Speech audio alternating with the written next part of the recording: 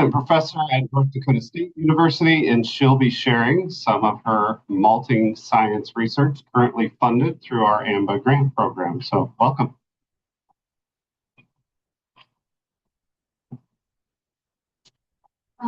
Good morning, all.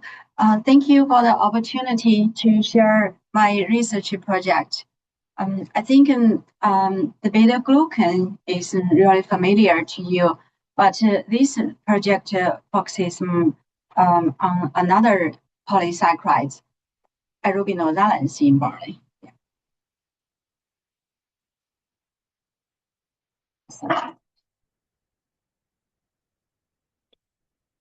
I'm sorry, I had to do this. Sorry. It didn't work.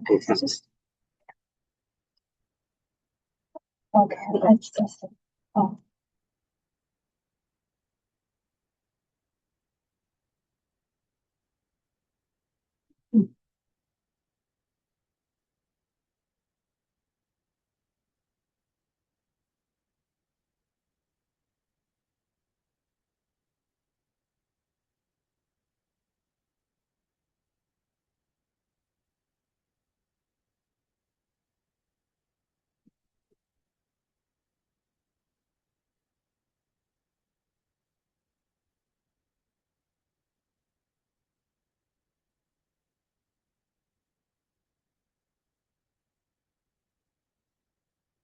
Here. Yeah. First, I wanted to briefly summarize the distribution and the modification of arabinoxylans. In barley, the whole barley seeds kind of contain about 46% of arabinoxylans on a dry basis of barley wheat, seed wheat. But this content varies with the barley genotype and also the growing environment. And the husk has the most, the highest content of the arabinoxylans. But this fraction undergoes very limited modification and mostly remains insoluble, so it doesn't contribute to the soluble arabinoxylans in the wort.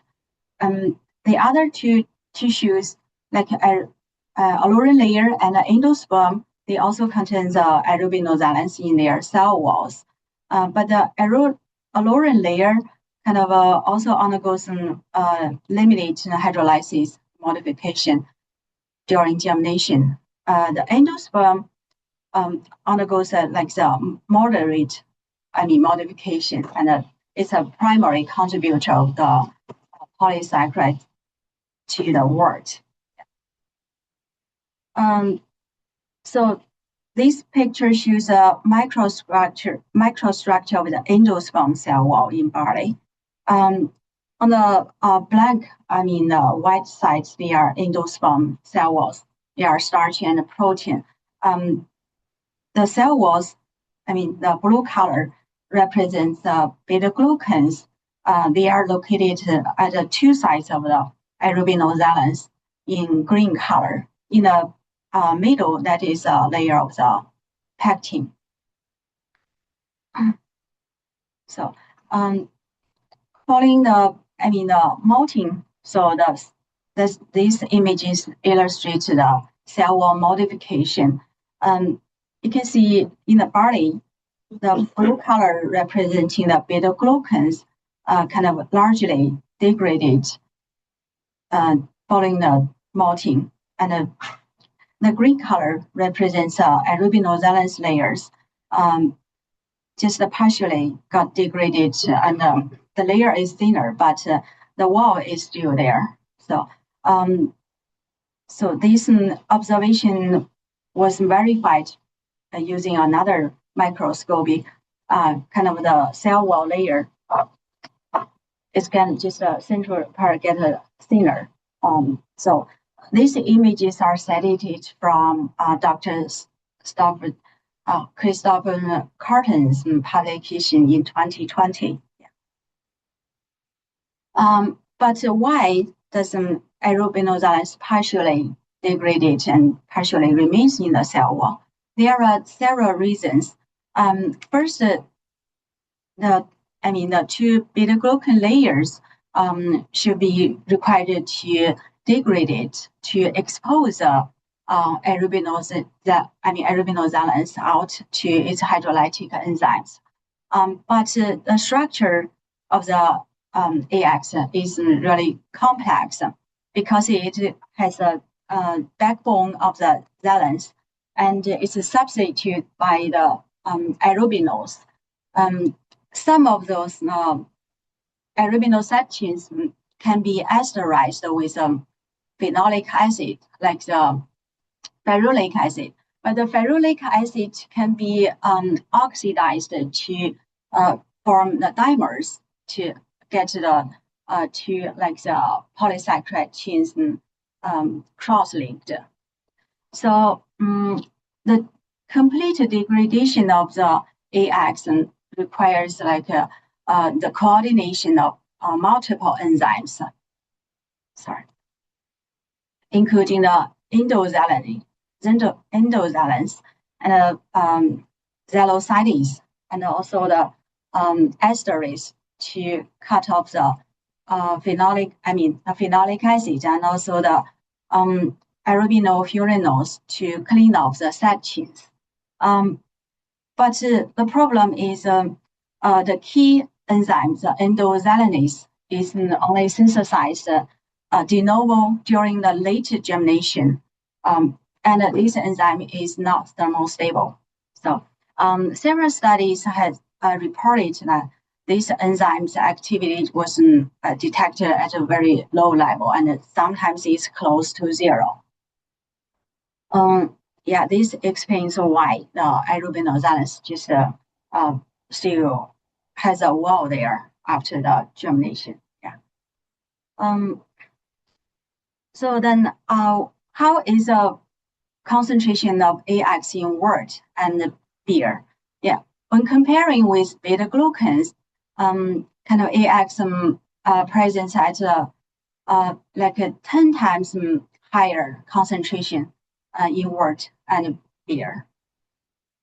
And also it has really broad molecular weight range. It can be as high as even more than 500 kDalton, but it depends on the modification. I think Paul did a lot of research on the molecular weight. The malt certificate of analysis usually requires the beta-glucan levels at lower as possible, but at least below 150 ppm. So this kind of reflects the extensive degradation of beta-glucans during the malting. But AX undergoes usually the solubilization during germination. This is an example from Dr. Zhao when he works at RAR, and he investigated the germination of pinnacle and coplant. It shows arabinoxylans containing the wort gradually increase at least during the 3 days of germination. But the assessment of AX in malt was not included in the malt certificate of analysis. One reason I think it would be the measurement, the testing is really time-consuming and complicated. It's not like the beta-glucans; it has a rapid detection method, but this test on AX requires more skills. And so nevertheless, AX has really important roles in brewing and also beer because of its properties. AX is viscous and it is forming gel, and it's hydrocolloidal, and it can also cross-link by itself, and it also is interacting with protein polysaccharides. AX can impair the lautering and the beer filtering as reported, because like in the wort, it increases viscosity, and also the insoluble AX in the filtering bed can cross-link or interact with other components to decrease interspace of the filtering bed and kind of decrease can slow down the lautering runoff speed. And arabinoxylans can also block the beer filtering membranes during the beer filtering. But a moderate amount of arabinoxylans would help promote the haze stability because it forms the colloidal size particles, and it also help enhance the beer mouthfeel because it increases viscosity and lubrication, and it supports foam stability because it kind of reduce the extension of the film of the bubble. AX exists in several forms in the wort, including the simple sugars and oligos, and also the polymeric AX, because of its partial degradation during malting. But only the polymer portion, we give it a short name as PAX, kind of contribute to its property. It's responsible for its viscosity and hydrocolloidal, and also the gel forming and cross-link. But the question is, what's the proportion of PAX in wort, and how is it comparing to other sugars? And what's the contribution of PAX into wort properties? And also its dynamic changes during malting and also mashing. So my research would focus on these questions, addressing these questions. So first, we're gonna define PAX fraction in wort. So we use the ethanol precipitation at a concentration of 80%. So kind of the higher molecular weight arabinoxylans can be selectively precipitated. The smaller sized simple sugars and oligos still remain in the system. The precipitate PAX will be redissolved, and it will be used for further analysis. And with SEC, we call it size exclusive chromatographic. The analysis use PAX just covers the large molecular weight, the peak, with a molecular weight above 30 K-Dalton. And then we investigate recovery, comparing with other concentration of ethanol. It shows 80% of ethanol has a higher recovery of the arabinoxylans, the PAX, than the lower the concentration of the ethanol. So kind of this is how we modify the method to test the higher molecular weight arabinoxylans in wort.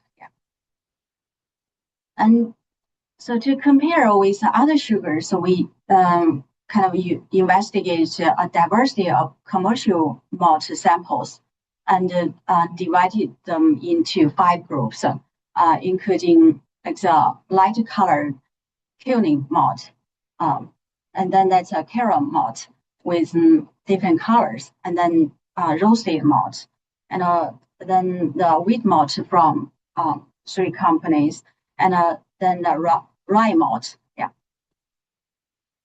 And then they were investigated for the sugar composition. With all these malts, considered, here is the general picture of the sugar composition in wort. The fermentable sugars is a primary component. It accounts for like 58% of the total carbohydrates, and then that's a dextrin, and on average is 25%. Then the PAX is only like 0.89, but the beta-glucans has a lower, like 0.17% of the total carbohydrates. So then the wort, the sugar composition was compared between different types of malt. So among the malt barley, the first three columns, you can see the chocolate, the roasted malt has a lowest content of fermentable sugars, but highest concentration of dextrins. But it is still lower than wheat and rye malt. Kind of it's pretty, comparable to wheat malt, but much lower than rye malt. The packs, the highest concentration is in the caramel malt. It's higher than the light colored cumin malt and also the roasted malt. But it's still it's similar to the wheat malt, but much lower than the rye malt. And the beta-glucans also has the highest content in the caramel malt. It's among the barley malt, but it's pretty similar to the rye malt. The wheat malt has the lowest content of beta-glucan. So that is about the concentration, but the molecular weight and the structure of the polysaccharides also play a very important role in the functionality and the contribution of the polysaccharides to the brewing and the beer product quality. To characterize the polysaccharides, we use several concepts. They are measured by the the size exclusion chromatography. The first one is a molecular weight. It represents average molecular weight. You can see its size is larger or small based on the weight. The second one is the polydispersity index with a short name of PDI. It represents a distribution, the breadth of the molecular weight in this population is uniform or not.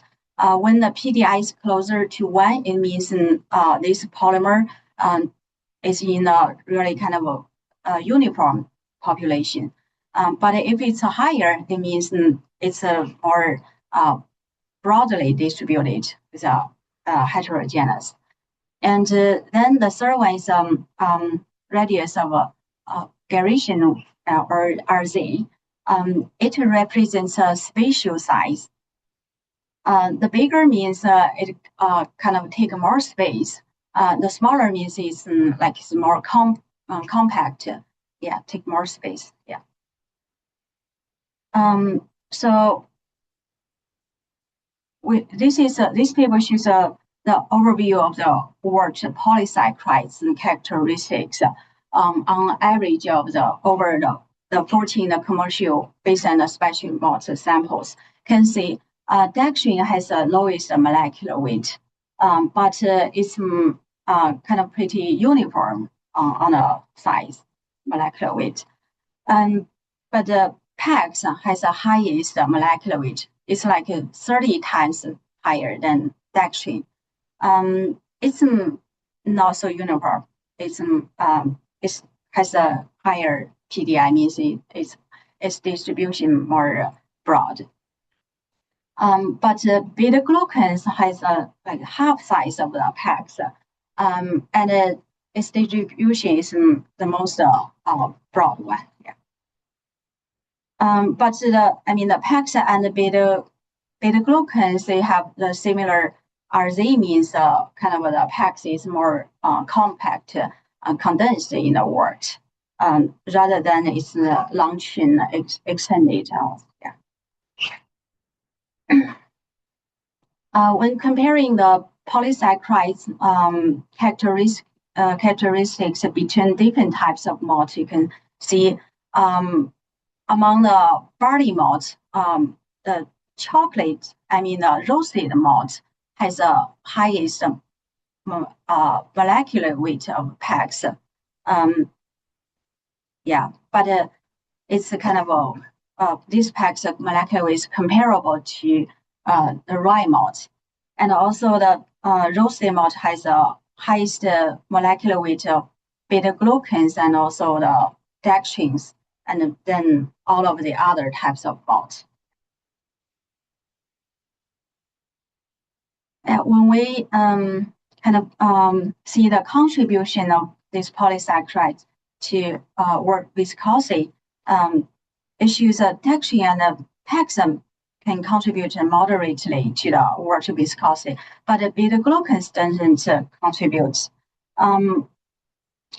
But this correlation can vary with different types of malt. When we analyze the correlation using the breeder Dr. Hersley's samples, which is made by micro malting, that is represents the base malt. It shows beta-glucan contribute more than PAX to the wort viscosity, but they are both moderately contribute.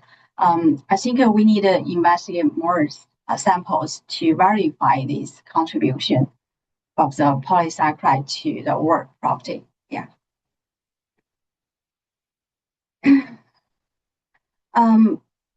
So regarding the correlation of PAX and the beta-glucans issues, either specialty malt or base malt, they have no correlation, little or no correlation between the two polysaccharides, even though they coexist in the cell walls. Yeah, that means when you select your lines during breeding, you get the lower beta-glucan lines. It doesn't mean higher or lower arabinoxylans levels. Then we investigate a little bit on the profile dynamic changes of PAX during the malting and mashing. We use two cultivars. So generally they have the similar trends. During the first 2 days of germination, it tends to be solubilized with a content increase. But after the 2 days of germination, their concentration tends to be decreased, and this trend is degradation. But during mashing, it can increase solubilization. I think this observation during the mashing is supported by other reports. It says the heating or boiling can increase solubilization of arabinoxylans. But the changing the ranging is not large. It just on average is around 30%. Yeah. My student is still working on the molecular weight dynamic changes during the malting and mashing process. To draw some conclusions on this piece of research. First, the PAX is in wort is defined as a fraction precipitated by 80% of alcohol with a molecular weight higher than 30 kDa. And the concentration of polysaccharides in wort are in the order, like the beta-glucans is lowest, like 0.1 ppm on average, and then the PAX at 1 ppm, and then the dextrin at 25 ppm in the commercial malt samples investigated.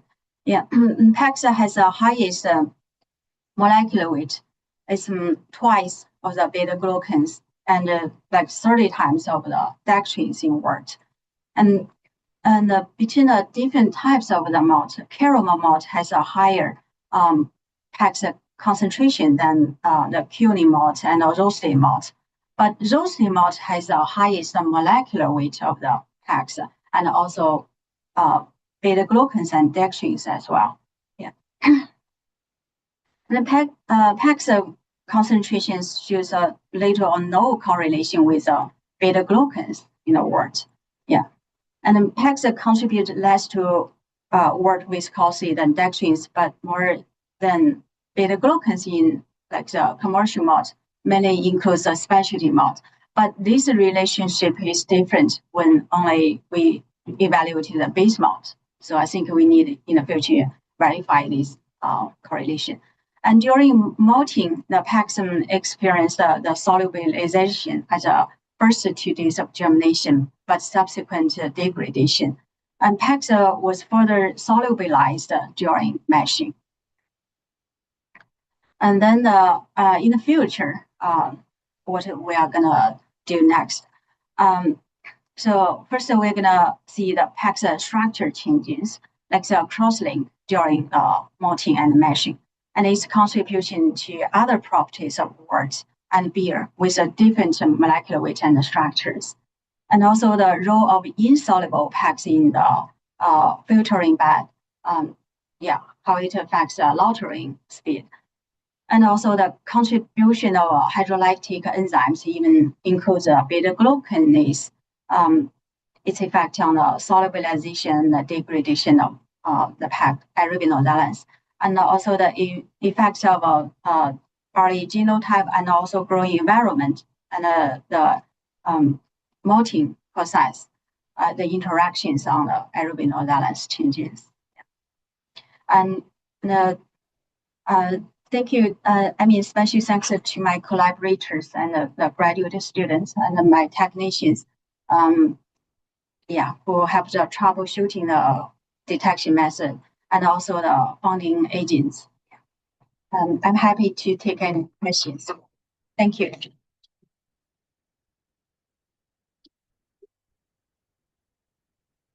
All right, do we have any questions?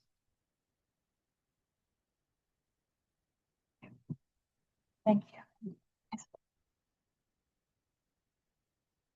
Hi, thank you very much for this talk. It's really interesting. Arabinoxylans are something that I agree. It's probably contributing to a lot of aspects of the work that we don't understand, and so measurement of it on a more regular basis would be certainly interesting. My main question for you is that my general understanding of it is that we don't have a lot of control over the amount of arabinoxylan that we're going to see going into the wort during the malting process, that more so that control is going to be able to be managed by the brewer in the mashing process. And so I was wondering if you've looked at different mashing profiles and what temperatures are optimized for degradation, and what controls the brewer or distiller take to control arabinoxylan in their process. So kind of some report also shows that actually during the germination, kind of its enzyme not really contribute much to its changes. Just like the barley itself is higher or lower, kind of correlates more to the end product. The arabinoxylans in the wort. So the temperature I didn't kind of optimize. Yet. Now pressure higher or lower, temperature or longer. Maybe longer can still not clear yet. I think because it undergoes solubilization and degradation. So if you extend it, with a higher enzyme activity, it could increase its solubilization. Thank you. Hey, Jean. So you pointed out in this work that the arabinoxylans are very heterogeneous, quite polydispersed, and obviously that's important for effects in the brewing process. And for this work, I think you used hydrolysis followed by GCMS to determine the concentrations. What are your thoughts on an arabinoxylan method that we could use for quality that would take into account molecular weight and polydispersity? So you mean, okay. So we have that for beta-glucan, right? Our beta-glucan method does take into account the molecular weight. Yeah. But we don't really have anything like that. The only way to do it is like what you did with, size exclusion chromatography, something like that. Yeah. So we need some kind of method for quality that would not be so complex and difficult. I understand that. So in the wort, like arabinoxylans, it has a really wide distribution of the simple sugar and oligo and the polysaccharide, how to just focus on the larger molecular portion. I think for now I would recommend to use ethanol to precipitate it out, then measure it. But for the measurement, now we use GC.